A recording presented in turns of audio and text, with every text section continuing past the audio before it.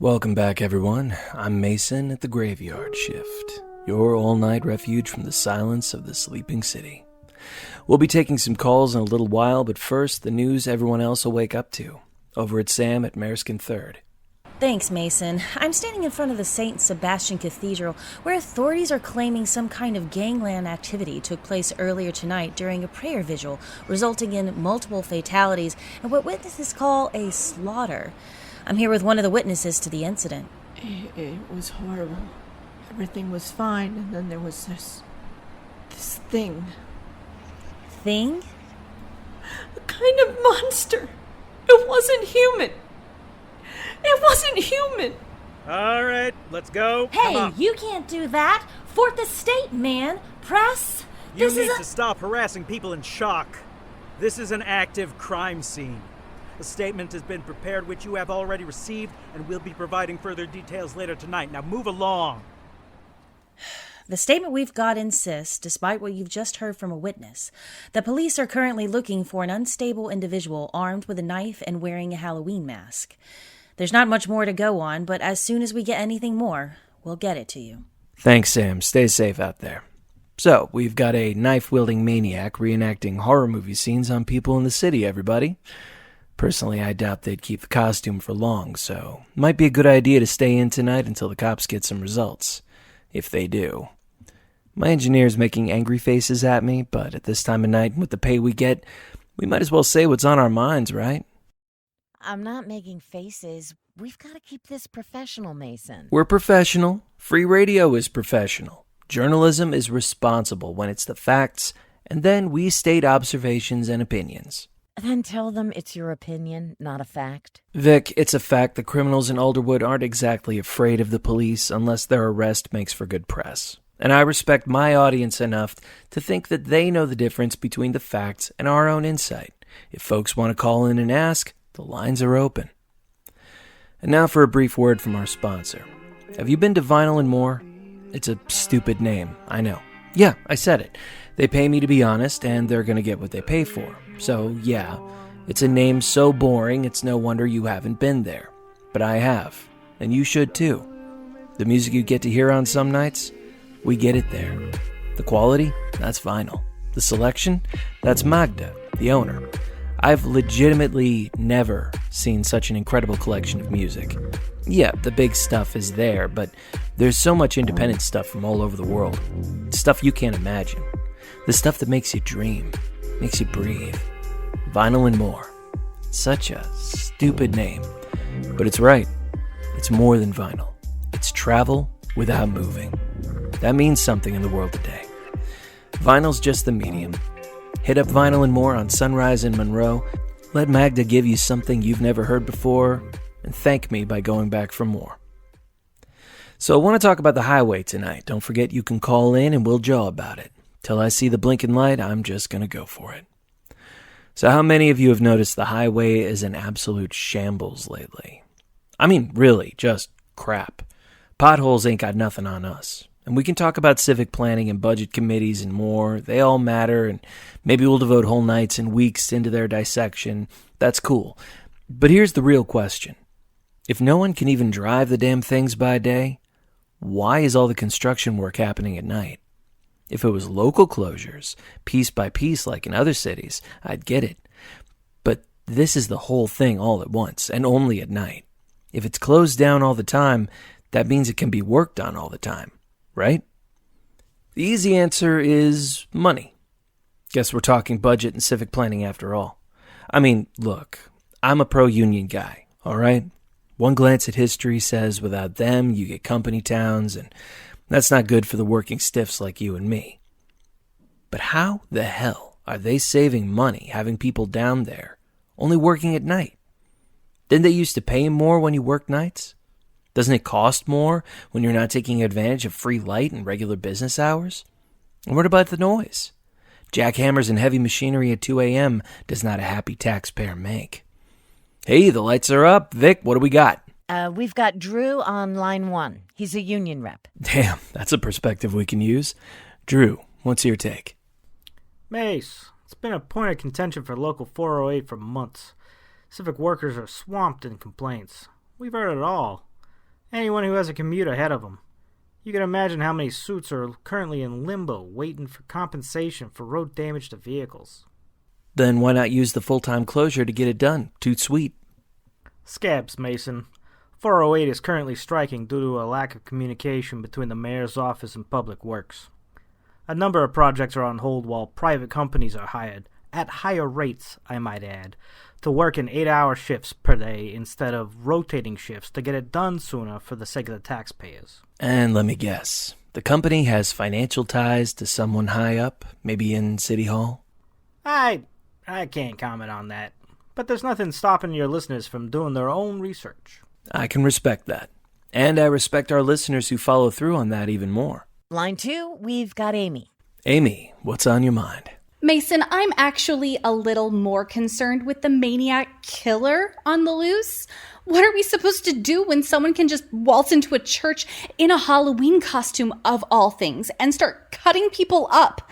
What's next? Serial killers in the organic produce aisle at Herrick's? Sorry, she said she was about to... Amy, I couldn't agree more. We've got a lot of unsolved crimes and unanswered questions in this town, and it all comes at the expense of the people who live here, and likely by way of the supposed public servants who should be working for them. Vic, have we got anyone with an answer? Brian, on 3. Amy, listen to me.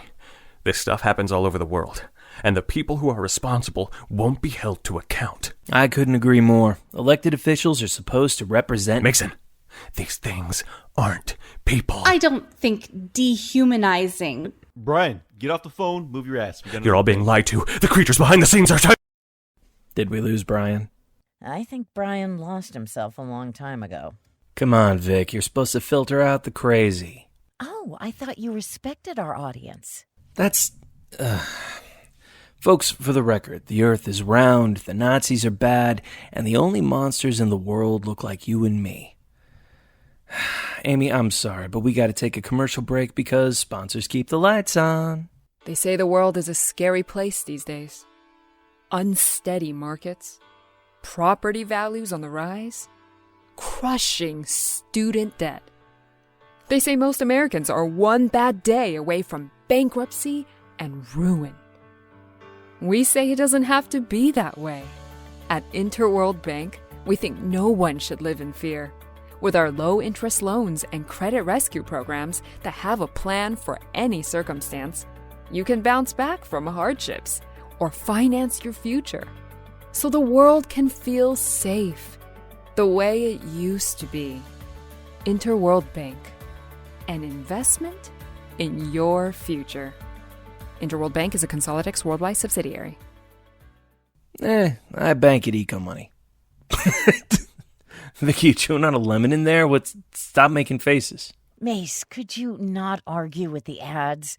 Are you trying to chase away all our sponsors? Vic's coming alive, everyone. Come on, join the conversation. Do you really think Interworld Bank paid for ad time to be argued with literally right after? If they did their research, they know what they're getting. So someone else is going to lose their job because they didn't research your attitude? Survival of the fittest. People doing their job poorly is why the world is so damaged. Get people who can do their job well, and you thrive. And do you think this station is going to survive without sponsors? Vic, radio is going the same direction as print media. I can probably start a podcast and make more with Finance subscribers. We're playing our song on the Titanic. Why stress about it? And the rest of us? I'd hire you in a heartbeat, Vic. I live for our witty repartee. Oh. Vic? Come on, we got anybody on the line? We've got civic frustrations and church house serial killers on the mind. No one has anything to say? We've got Carmine on line 1. Carmine, what do you got for us? Don't include me in this. You think this whole highway breakdown is tied to the metro? I mean, it always seemed like the subway had at least 2 or 3 stops closed at random, but it's just a joke now. I've wondered about that myself. I should have asked Drew when he was on. I mean, it's weird, right? Like, we've always had these closures at places that didn't have any announcements, any sign of breakdown, like this whole tarped-off sections that we actually can't see what's being worked on as the train passes by. Okay, hold on. We've already hit our quota for crazy with Brian tonight. Vic, if you don't mind. No, Mason, let's hear what our educated friend Carmine has researched, since we trust our audience. Look, I'm not saying if I got some conspiracy theory or explanation or whatever. If anything, I'm looking for an answer. Was the Metro built shoddy from the start? Why does it need so much work if they successfully renovate it at every closure? How many people are going to go missing down there before the police get involved? Whoa, hey, are we talking about crap civil services here or what? No. I'm just saying the reports are there. That's not a conspiracy. Or if it is, I don't know anything about that. It's just a fact, and I'd like some answers. He's got you there, Mace. Honestly, Carmine, I have no idea. Like I said before, criminals in Alderwood don't have a lot to be afraid of when it comes to being caught. Yeah, but there's plenty of cameras down there. I mean, anyone could really... All right, Carmine, we're moving on to our next caller. Vic? If you say so, Mace. Harry, on 3. Harry, what have you got for me? Look, I'm not saying there's any connection here, but it seems to me like things were better when Belgren was in office. I mean, yeah, things ain't been good for a long time, but at least there was a sense of security, you know? You can let the kids play outside after dark without worrying about some van rolling up and snatching them, right?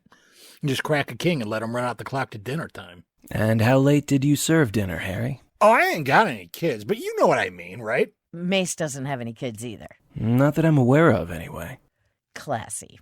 All right, my mug is empty and my bladder is full. Luckily, Sam is back with more on the St. Sebastian massacre. Vic, take over. Sam? Thanks, Mason. I'm here at the St. Sebastian Cathedral, where police have just removed all survivors of the violence earlier tonight. Many of them seem to have been purposely kept from press interviews, loaded into unmarked vans, and taken away with no explanation. The cathedral has been sealed off from public inspection until further notice, and the statement the police have promised us is still nowhere in sight. Unmarked vans? Not police cruisers or ambulances? That's the thing, Vic. There were a number of ambulances on the scene, but a number of people who don't seem to have sustained any wounds were loaded into them, many strapped down on stretchers. Well, given what one witness was claiming, mental disturbance seems possible, right? I'm not ruling out mass hysteria, but a group delusion would be, well, extraordinary. I see. Well, thanks for the update, Sam. Thank you, Vic. That was Sam Glassler on the scene at St. Sebastian Cathedral, where the police investigation is ongoing in the wake of violence earlier tonight. We'll continue to bring in updates as the story develops. Mace isn't back yet, so you'll just have to settle for me as we pass it over to Glenn Hanover with the weather and 90s hits nostalgia. This has been The Graveyard Shift.